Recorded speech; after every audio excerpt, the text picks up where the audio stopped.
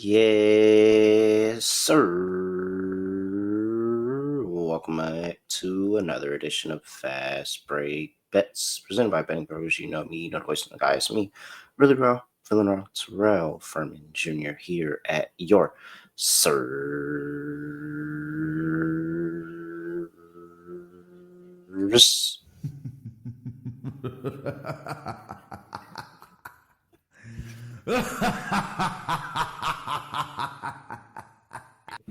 Oh, it feels good to see the ball go in.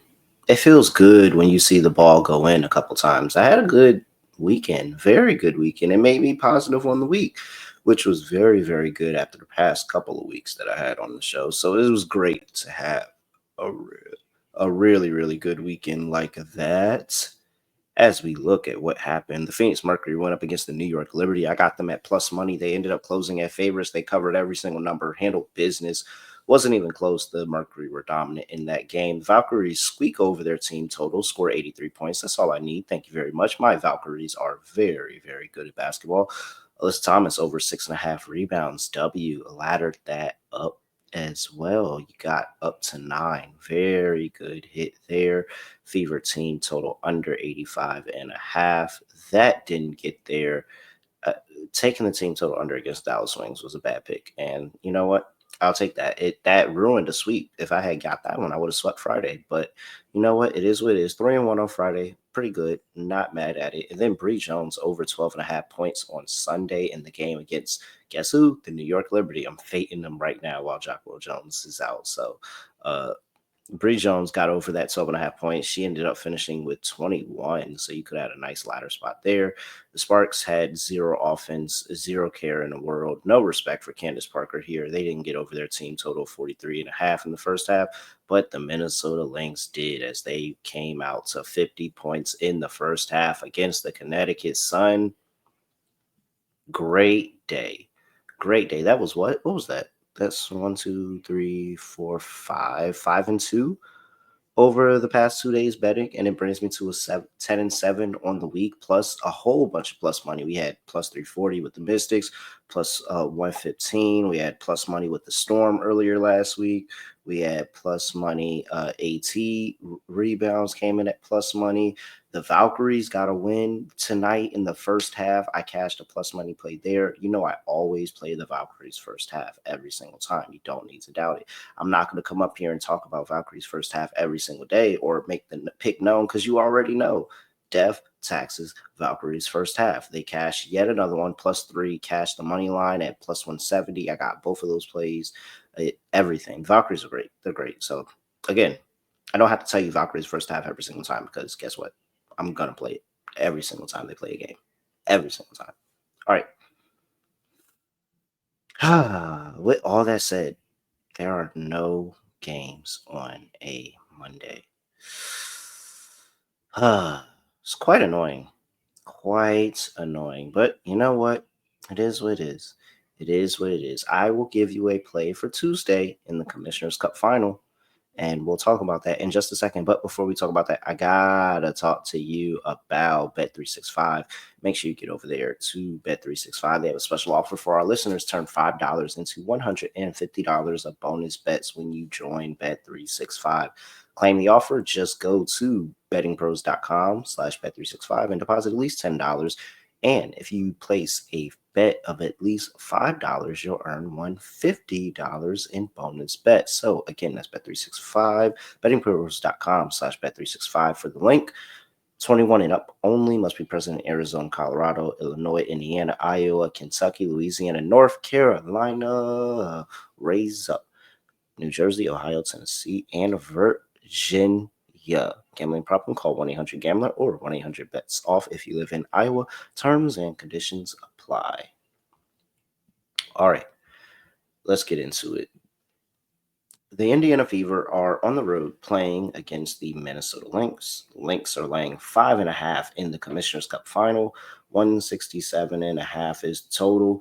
This is the Lynx back-to-back year, and they are looking to become the first ever back-to-back Commissioner Cup champions. And the Indiana Fever are here for the first time and enjoying things.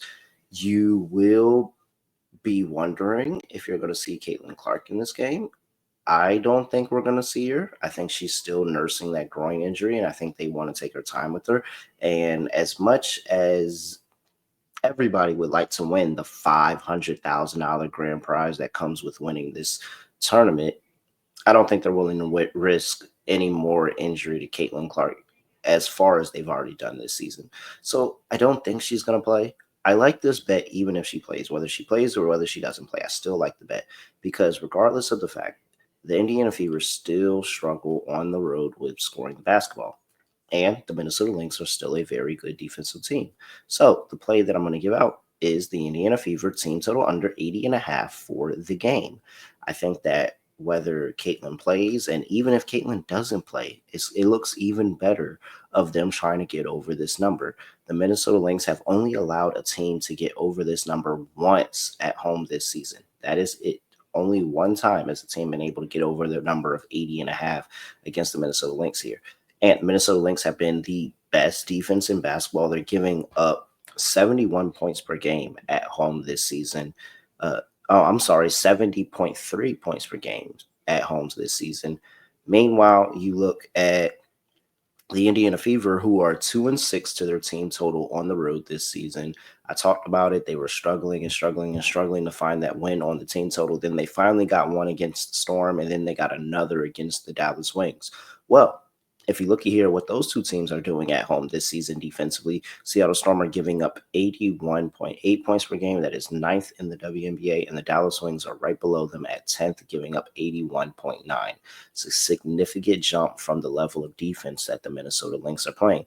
The Minnesota Lynx have also gotten healthy. They've gotten their players back from overseas. They have begun to become that team again, and you saw it with them having a big lead in that Atlanta Dream game and then rallying to make sure that they didn't blow it in overtime and they were able to continue to get the win in that game. And then they just completely annihilated the Connecticut Sun in a glorified warm-up game for this Commissioner Cup final. So I think they're going to be all the way locked in. Afisa Collier is the MVP of the league. She will win MVP this year. That's going to happen.